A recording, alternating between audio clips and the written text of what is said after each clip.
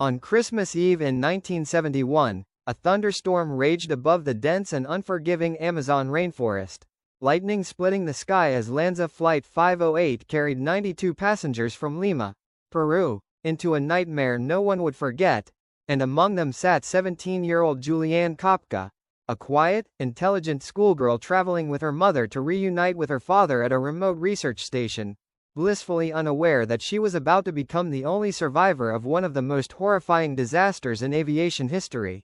As the plane entered the storm, turbulence shook it violently. Luggage rained down from overhead bins. People screamed prayers into the darkness. And suddenly a bolt of lightning struck the fuselage, tearing the aircraft apart at 10,000 feet, ripping Juliane from her seat and hurling her into the open sky, still strapped to her row of 3 seats, spinning helplessly as wind roared in her ears and the jungle canopy rushed up like a green wall of death. And then, miraculously, the impact came not as fire or shattering bones but as branches breaking her fall, trees cradling her descent, and the jungle floor finally meeting her with a brutal crash that left her battered, concussed, and with a broken collarbone, a swollen eye, and deep cuts down her legs, but alive. When she opened her eyes, she was surrounded by the wreckage of the plane, the silence of the rainforest broken only by insects and distant animal calls, and the realization that almost everyone else, including her beloved mother, was dead,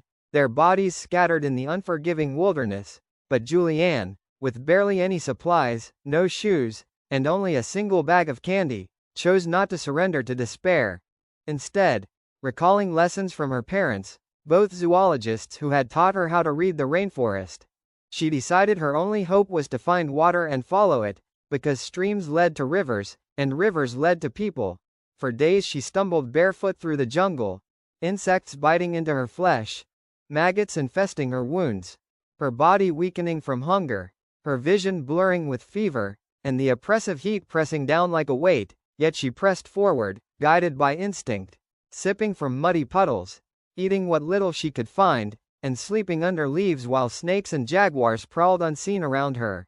Every step was horror, but she never stopped, even when she passed corpses from the crash, bloated and decaying, reminders of how close she was to death, and even when her body screamed for rest, she forced herself onward, her father's voice in her memory telling her the forest could be survived if you respected its rules. On the 10th day, half delirious, her wounds swollen, her skin sunburned and eaten alive by insects, she stumbled upon a canoe and a small shelter left by loggers, and though she had no strength to call for help, she poured gasoline into her infected cuts to kill the maggots, nearly fainting from the pain, but saving herself from certain death. And on the 11th day she was finally discovered by loggers who took her downriver to safety, the sole survivor of 92 souls, a living miracle, her story astonishing the world.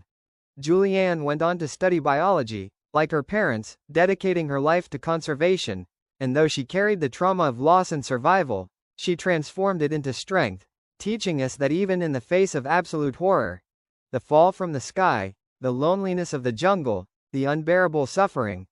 there is always a way forward if we choose to fight for life, one step, one breath, one painful moment at a time. And her story remains one of the most extraordinary testaments to human resilience and the unbreakable will to survive.